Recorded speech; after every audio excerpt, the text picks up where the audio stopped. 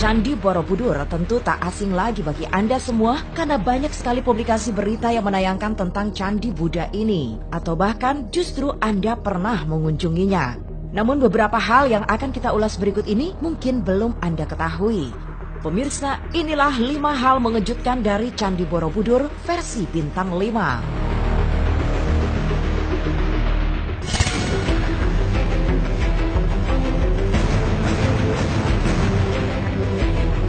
Sebuah peninggalan bangunan keagamaan purbakala disebut dengan kata candi dalam bahasa Indonesia.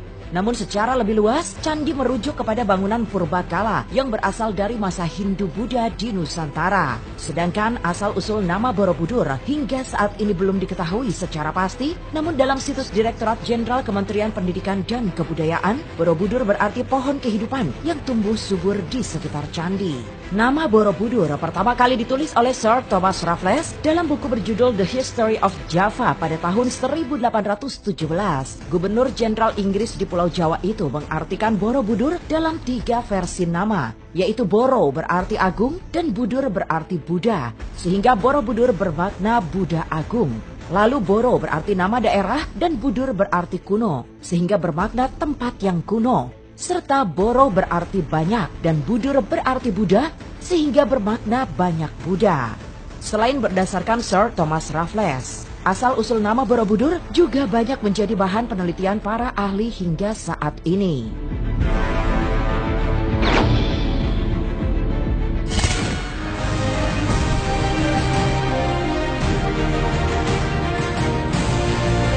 Seperti yang sudah kita ketahui bersama, Candi Borobudur terletak di Magelang, Jawa Tengah, tepatnya 40 km di sebelah barat laut Yogyakarta. Namun berbeda dengan candi lain yang dibangun di atas tanah datar, candi ini dibangun di atas bukit di ketinggian 265 meter dari permukaan laut dan 15 meter di atas danau purba yang telah mengering.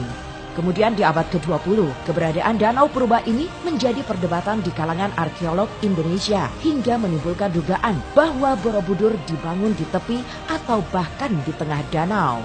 Seorang seniman dan arsitektur Hindu-Buddha Neo Wen Kam pada tahun 1931 menyatakan teorinya bahwa Borobudur merupakan lambang bunga teratai yang mengapung di atas permukaan danau. Adapun bunga teratai dapat ditemukan dalam semua ikonigrafi seni keagamaan budaya, seperti misalnya menjadi alas duduk singgasana Buddha atau sebagai lapis stupa.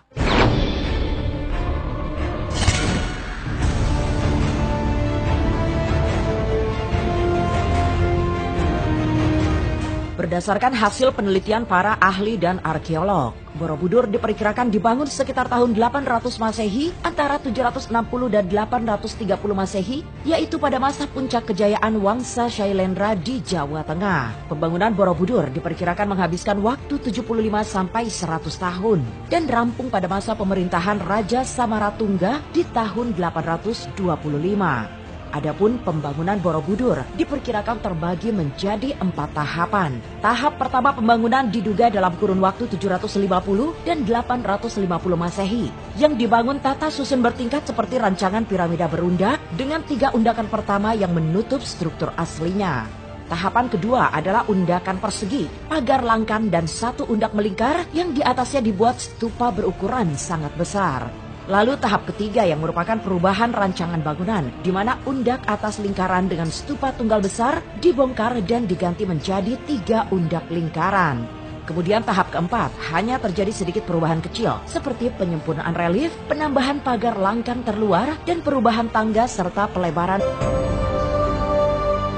Bangunan sejarah Buddha yang menjadi situs warisan dunia UNESCO pada tahun 1991 ini memiliki 504 arca yang terletak dalam 432 relung di teras bujur sangkar dan 72 stupa berlubang di teras lingkar. Lalu pahatan relief keseluruhan berjumlah 2.672 yang terdiri dari 1.212 relief dekoratif dan 1.460 relief kisah Buddha. Adapun relief dan pola hias Borobudur bergaya naturalis dengan proporsi ideal dan estetika yang sangat indah, sehingga dianggap sebagai relief paling elegan dan anggun dalam kesenian dunia Buddha. Dari sekian relief-relief yang ada, Borobudur juga menerapkan disiplin seni rupa India, seperti berbagai sikap tubuh yang memiliki makna tertentu. Relief berwujud manusia mulia seperti raja, wanita bangsawan, pertapa, bidadari, ataupun yang berhasil mencapai derajat kesucian layaknya dewa. Digambarkan dengan posisi tribanga atau yang disebut dengan lekuk 3. Dari 4 tingkat yang ada di Candi Borobudur, masing-masingnya memiliki cerita relief yang berbeda-beda di setiap tingkat, yaitu cerita Lalita Waistara, Jataka atau Awadana, serta cerita relief Gandawyuha.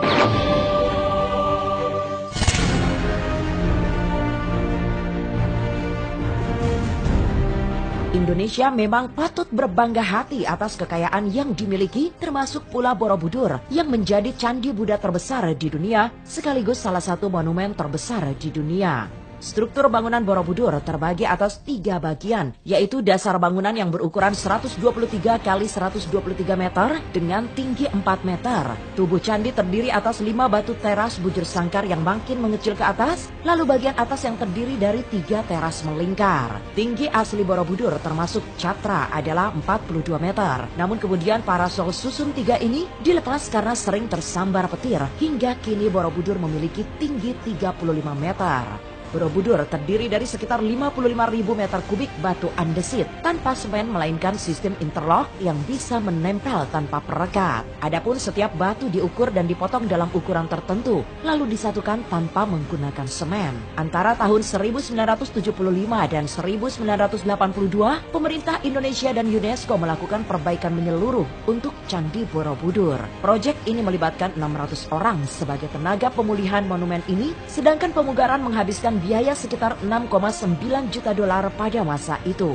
Usai direnovasi, yakni pada tahun 1991, barulah Borobudur tercatat ke situs warisan dunia dalam kriteria budaya yang menampilkan pertukaran penting dalam nilai-nilai manusiawi dalam suatu wilayah budaya di dunia, dalam pembangunan arsitektur dan teknologi, seni yang monumental, perencanaan tata kota, dan rancangan landscape. Itulah kelima hal mengejutkan dari Candi Borobudur yang menjadi salah satu kebanggaan tanah air.